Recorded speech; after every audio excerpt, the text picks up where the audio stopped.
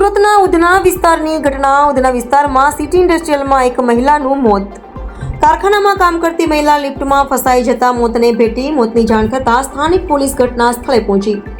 મૃતક મહિલાનું નામ પિંકી કુમારી વિરેન્દ્ર પ્રસાદ છે, જેઓ 42 વર્ષના હતા તથા નવાગામ ડિંડોલીમાં રહેતી હતી. મૂળ બિહાર નાલંદાના વતની હતી.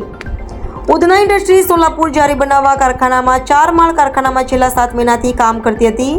4 માળનું કારખાનું હતું, જેમાં મૃતક પિંકી કુમારી ગ્રાઉન્ડ ફ્લોર ઉપરથી લિફ્ટ મારફતે ઉપર જતા હતા. ત્યારે જ તેમનો સાડીનો છેડો લિફ્ટમાં ફસાઈ જતા તેમનું મોત નીપજ્યું હતું. પરિવારમાં એક દીકરો અને દીકરી છે. પતિ વિરેન્દ્ર પ્રસાદ ડાઇંગ પ્રિન્ટિંગમાં કામ કરે છે. હાલ સમગ્ર મામલે ઉધના પોલીસે તપાસ શરૂ કરી છે. NN news Surat.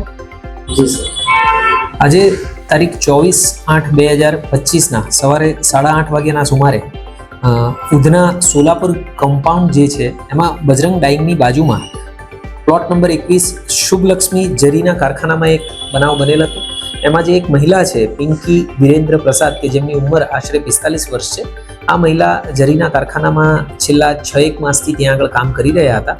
જ્યારે પોતાનું કામ કરી રહ્યા હતા ત્યારે તેમણે જે સામાન ઉપર નીચે લઈ જવા માટેની જે લિફ્ટ છે એ લિફ્ટની અંદર કામ કરી રહ્યા હતા ત્યારે એમનો સાડીનો છેડો ભરાઈ ગયો લિફ્ટની અંદર અને એના કારણે એ ખેંચાઈ ગયા હતા અને એમાં એમના જડબા અને મોઢાના ભાગ ઉપર ઇન્જરી થઈ, જેના કારણે એમનું અવસાન થયેલું છે. હાલ આ બાબતે આગળની એડી દાખલ કરી અને આગળની તપાસ ચાલુ છે.